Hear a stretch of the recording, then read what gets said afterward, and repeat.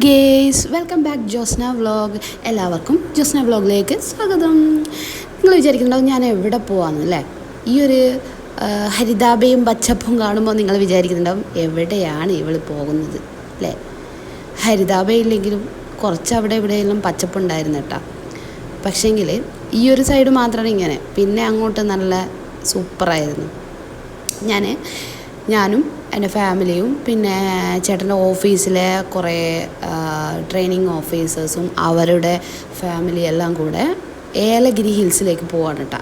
പിന്നെ നിന്ന് ഏകദേശം 5 മണിക്കൂർ ട്രാവലുണ്ട് കേട്ടോ ഏലഗിരി ഹിൽസിലെത്താൻ. ഒരു ദിവസം ഒരു ടൈമെങ്കിലും നിങ്ങൾ ഈ ഒരു ഹില്ല് വിസിറ്റ് ചെയ്യണം കേട്ടോ. അത്രക്കും ബ്യൂട്ടിഫുള്ളാണ് അവിടുത്തെ ക്ലൈമറ്റാണ് നമുക്ക് എടുത്തു പറയാൻ പറ്റുന്നത്. നമ്മൾ ചെന്നൈയിൽ നിന്നുള്ള ആ ഒരു ചൂടിൽ നിന്ന് കുറച്ചൊരാശ്വാസമായിട്ട് നമുക്ക് ഈ ഒരു ടൈമിൽ നമുക്ക് ഇവിടെ പോകാൻ പറ്റും കേട്ടോ. അത്രക്കും നല്ലൊരു ക്ലൈമറ്റാണ് അവിടെ. ഇതൊരു 1 ഡേ ട്രിപ്പാണ് കേട്ടോ. ഒരു ദിവസം രാവിലെ പോയിട്ട് ഒരു ഈവനിങ് ആയിട്ടാണ് ഞങ്ങൾ തിരിച്ചു പോയത്. വലിയൊരു എക്സൈറ്റ്മെൻറ്റിലാണ്. ഇതുവരെയായിട്ട് ഞാനിങ്ങനെ ഒരു ഹിൽ സൈഡിലൊന്നും ഞാൻ പോയിട്ടില്ല. ഇത് ഫസ്റ്റ് ടൈമാണ്. ഇങ്ങനെ ഹില്ലിൻ്റെ ടോപ്പിലെത്തുമ്പോഴാണ് നമുക്കതിൻ്റെ ആ ഒരു ക്ലൈമറ്റ് ചേഞ്ച് നമുക്ക് അനുഭവപ്പെടുക. നമ്മൾ രാവിലെ ഒരു 8 മണിയോടുകൂടെ ഹില്ലിൽ അവിടെ എത്തി കേട്ടോ. 8 മണിക്ക് ശേഷം കാഴ്ചകളാണ് ഇതൊക്കെ. അപ്പോഴും നല്ല തണുപ്പുണ്ടായിരുന്നു. ട്രാവലറിൽ തണുപ്പുണ്ടെങ്കിലും നമുക്ക് ഒന്ന് പുറത്തിറങ്ങുമ്പോഴാണ് അവിടുത്തെ തണുപ്പ് കൂടുതലായിട്ട് നമുക്ക് അറിയാൻ പറ്റുക. അപ്പോൾ നമ്മൾ 9 മണിയാകുമ്പോൾ ബ്രേക്ക്ഫാസ്റ്റൊക്കെ കഴിച്ച് നമ്മൾ പെറ്റ് ഫാമിലേക്ക് പോയി. അവിടെ ഒരു ഏലഗിരിയിലൊരു പെറ്റ് ഫാം ഉണ്ടായിരുന്നു. നിറയെ ഇഷ്ടംപോലെ നമ്മൾ വീട്ടിൽ വളർത്തുന്നതോ അല്ലാത്തതുമായ ഫാമിലൊക്കെ വളർത്തുന്ന പെറ്റ്സുകളും മുയലിനെ അവന് തീറ്റ കൊടുക്കാൻ ആദ്യമൊക്കെ ഒരു ഇതുണ്ടാവും. മുയലെന്ത് ചെയ്യുമെന്ന് നമുക്കറിയില്ലല്ലോ. പിന്നെ അവന് ഓരോന്ന് കൊടുത്ത് ഭയങ്കര ഇഷ്ടമായി കേട്ടോ. ഇതൊക്കെ കാണുമ്പോൾ ഒരു സന്തോഷമാണ്. പുറത്തു പോയിട്ടുള്ള കാഴ്ചകൾ ഇതൊക്കെ വളരെ. റാബിറ്റിൻ്റെ നിറയെ വെറൈറ്റീസ് ഉണ്ടായിരുന്നു കേട്ടോ, പല കളറിലും അങ്ങനെ. പിന്നെ നമ്മളെ കളർ കോഴിക്കുട്ടികൾ, എനിക്കിത് കാണുമ്പോൾ എൻ്റെ നൊസ്റ്റുമാണ് ഓർമ്മ. പണ്ട് നമ്മൾ സ്കൂളിൽ പഠിക്കുമ്പോൾ ഇങ്ങനത്തെ കോഴിക്കുട്ടികളെ സ്കൂളിൻ്റെ ആ സൈഡിലൊക്കെ ഇങ്ങനെ വിൽക്കുന്നുണ്ടായിരുന്നു. അപ്പോൾ ഞാൻ അങ്ങനെ ആ ടൈമിലൊക്കെ ഞാൻ കുറേ കോഴിക്കുട്ടികളെ വാങ്ങിയിട്ട് അതിനെ നോക്കുകയും ചെയ്യും. പിന്നെ 2-3 ദിവസം കഴിഞ്ഞാൽ പിന്നെ പറയണ്ട, അതിൻ്റെ കാര്യം പോക്കാം. അധികകാലം നിൽക്കില്ലേ കോഴിക്കുട്ടികൾ, അതാണ് വീട്ടുകൾ. എനിക്കിതിനെ കയ്യിൽ വെച്ചിട്ട് ഈ തീറ്റ കൊടുക്കുമ്പോൾ അയ്യോ നല്ല ഇക്കിളിയായിരുന്നു. ഞാൻ കയ്യിൽ വെച്ച് കൊടുക്കുമ്പോൾ അവനും അത് ചെയ്യണമെന്ന് പറഞ്ഞു. അപ്പോൾ അവനും അങ്ങനെ ചെയ്യാൻ തുടങ്ങി.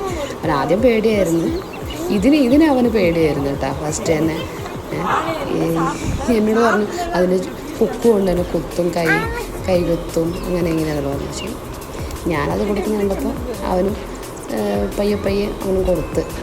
ഇതൊക്കെ കാണുമ്പോഴും ചെയ്യുമ്പോഴൊക്കെ നമ്മുടെ കുട്ടിക്കാലമെല്ലാം നമുക്ക് ഓർമ്മ വരും. ആ സമയത്തെല്ലാം നമ്മൾ നിറയെ ഇങ്ങനത്തെ കുഞ്ഞു കുട്ടികളെ എല്ലാം നോക്കിയായിരുന്നു, ഈ കോഴിക്കുട്ടികളെല്ലാം. ഇപ്പോഴാണ് ആർക്കും സമയമൊന്നും ഇല്ലാത്തത്. എല്ലാവരും ഓരോന്നിൻ്റെ പുറകെ പോകും. പിന്നെ ഇത് കണ്ടോ, ഇത് ഓസ്ട്രിച്ച് കണ്ടോ? ഇതിൻ്റെ പല കളറുമായിട്ട് ഓസ്ട്രിച്ച് അവിടെ ഇവിടെ എല്ലാം ഉണ്ട് കേട്ടോ. കാണിച്ചു തരാം. ഇത് പിന്നെ ഡോഗ്സ്, അതിൻ്റെ വാല് കണ്ടോ? സൂപ്പർ, കാണാൻ നല്ല എന്തൊരു ഭംഗിയാണെന്നറിയാം. കണ്ടോ ബ്ലാക്ക് കളർ, നേരത്തെ കണ്ടൊരു ബ്രൗൺ അല്ലേ? അതിനൊക്കെ നമുക്ക് ഫുഡ് കൊടുക്കാം കേട്ടോ. അവന് പേടിയായിരുന്നു. അവർ അത് നോക്കുന്ന ആളാണ്. കൈ വെച്ച് കൊടുത്ത് അയാൾക്കൊരു പേടിയുമില്ല. എനിക്കിത് കാണുമ്പോൾ ആകെ കുറേ കാലമായിട്ടായിരിക്കും മെരുക്കി എടുത്തതായിരിക്കുമെന്ന് എനിക്ക് തോന്നുന്നത്. നല്ല രസമുണ്ടായിരുന്നു. നമ്മളടുത്തുള്ള ഈ ഓസ്ട്രിച്ചിനെല്ലാം നമ്മൾ അടുത്ത് കാണുമെന്ന് പറയുന്നത് വേറെ രാജ്യങ്ങളിലും പോയാൽ ഇങ്ങനെ ഈ ഒരു സ്ഥലത്ത് വന്ന് ഇങ്ങനെ ഒരു മൃഗശാലയിൽ വന്നിട്ട് നമ്മൾ എന്തെല്ലാം കാണാമെന്ന് പറഞ്ഞപ്പോൾ അതുകൊണ്ട് ഞാനിതുവരെ കണ്ടിട്ടില്ല കേട്ടോ ഓസ്ട്രിച്ചിനെ മാത്രം. ബാക്കി എല്ലാത്തിനെയും നമ്മൾ പല സൂവിലെല്ലാം പോയാലും നമുക്ക് കാണാൻ പറ്റും. എലിക്കുഞ്ഞുങ്ങളെല്ലാം ഇങ്ങനെ ഇട്ടത് പിന്നെ അങ്ങനെ ഇവറ്റകളൊക്കെ ഉണ്ട്. പിന്നെ ഞങ്ങൾ പോയത് ഇതൊരു പാരറ്റിൻ്റെ ഏവിയറീസിലായിരുന്നു. ഫസ്റ്റൊക്കെ ഞങ്ങൾ അവിടെ എത്തിയപാട് ഇങ്ങനെ ചെറിയ കുഞ്ഞു കുഞ്ഞു തത്തകളെയായിരുന്നു ഞങ്ങൾ കണ്ടത്. പക്ഷേങ്കിൽ നമ്മളവിടെ പോയപ്പോൾ വലിയ വലിയ തത്തകളെ കാണുമ്പോൾ ഇതേ ഉള്ളൂ എന്നൊരു ചിന്ത ഞങ്ങളെ മനസ്സിൽ വന്ന്.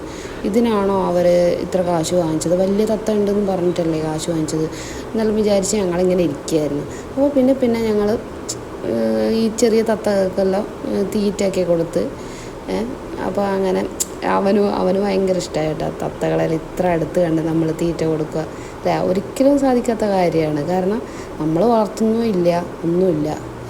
എനിക്ക് ബേഡ്സിനെല്ലാം വളർത്താൻ ഇഷ്ടമാണ്, ചേട്ടൻ അങ്ങനെ ഇഷ്ടമൊന്നുമില്ല. കാരണം നമ്മൾ നാട്ടിലൊക്കെ പോകുമ്പോൾ ഈ ബേഡ്സിനൊക്കെ ആര് നോക്കാനാണ്, നമുക്ക് കൊണ്ടുപോകാനും പറ്റില്ല. അതുകൊണ്ട് അതിനൊന്ന് വളർത്താനുള്ള ഒരു എന്താ പറയുക, വളർത്തി കൊണ്ടുവരാൻ മറ്റുള്ളവരെ കൂടി ആശ്രയിക്കേണ്ടി വരും. അതിൻ്റെ ആവശ്യമില്ല എന്ന് പറഞ്ഞപ്പോൾ പിന്നെ ഞാനും പറഞ്ഞു വേണ്ടാന്ന് പറഞ്ഞു. പക്ഷേ അവന് ബേഡ്സിനല്ല, അവന് ഡോഗ്സിനെയാണ് അവനിഷ്ടം.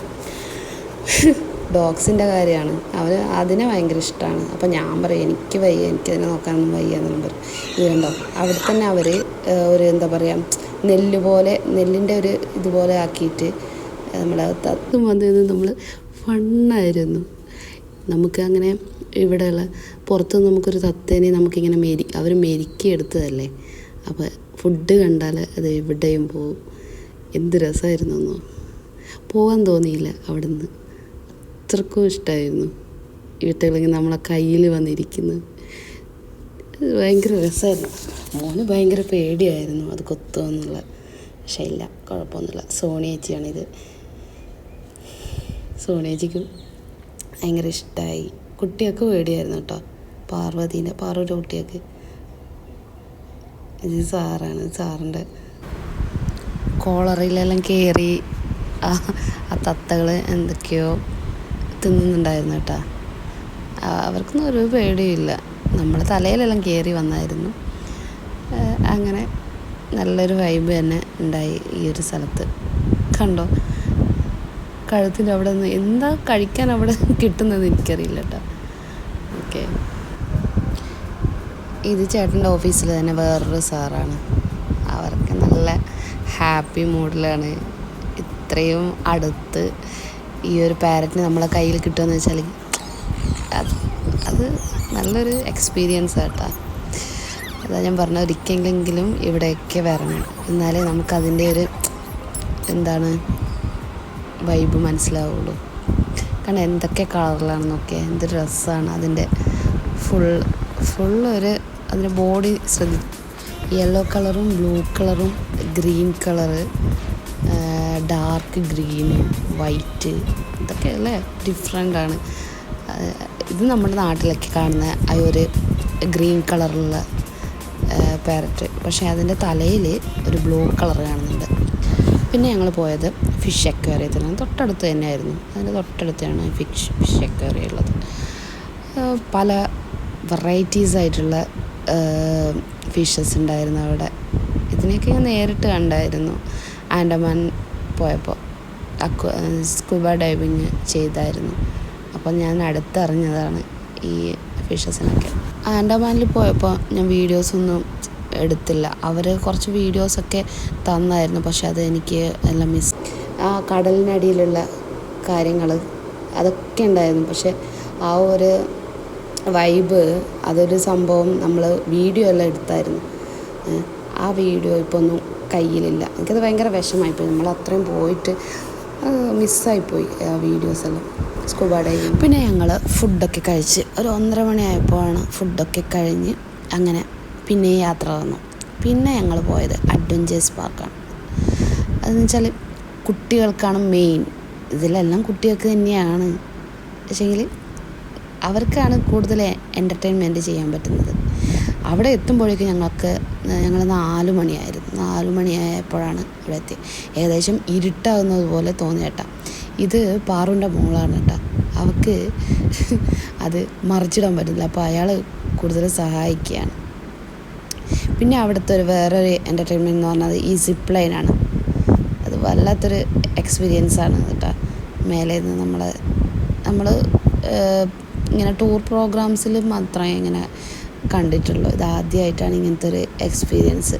എൻ്റെ മോനൊക്കെ ഇതിൽ കയറിയായിരുന്നു. പിന്നെ തേജു, നിമ്മി ഇവരെല്ലാം കയറിയായിരുന്നു ഇതിൽ.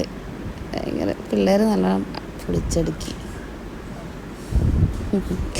നല്ലൊരു വൈബായിരുന്നു. അവന് ഫസ്റ്റ് ടൈം തന്നെ ആയതുകൊണ്ട് ചെറിയൊരു പേടിയൊക്കെ ഉണ്ടായിരുന്നു. പിന്നെ അവരെ ഒന്ന് പറഞ്ഞു, ഒന്നും പ്രശ്നമൊന്നുമില്ല, കൂളായിട്ടിരിക്കാൻ ഒന്നുമില്ല, ഒരു പ്രശ്നം ഉണ്ടാവില്ല എന്ന് പറഞ്ഞപ്പോൾ കൂളായി. പിന്നെ എല്ലാവരും കയറുന്നതുകൊണ്ട് അത്ര പ്രോബ്ലം ഒന്നും ഇല്ലയെന്ന് അവനറിയാം. അതുകൊണ്ട് പ്രശ്നമില്ലാണ്ട് എല്ലാം കയറി. നെക്സ്റ്റ് വണ്ണ് കയറിയത് ഈ ഒരു റൈഡിലാണ്. എല്ലാത്തിലും ഫസ്റ്റ് തന്നെ പേടിയായിരുന്നു. ഫസ്റ്റ് അവൻ എങ്ങനെയാണ് അത് ഓടിക്കേണ്ടതെന്ന് അറിയില്ലായിരുന്നു.